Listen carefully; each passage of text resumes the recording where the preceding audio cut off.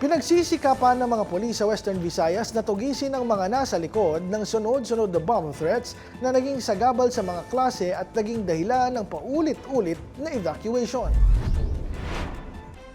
Ayon kay Brigadier General Josefino Ligan, Regional Director ng Police Regional Office 6, may mga nakuha ng ilang numero sa telepono kaugnay ng mga bomb threats. Anya, ayaw nilang maghayag ng anumang detalye sa ngayon.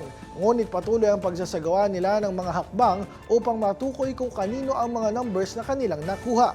Samantala, batay sa ulat ng PRO6, 73 bomb threats na ang naitala sa rehiyon ng Western Visayas habang 2 kaso ang naisampa.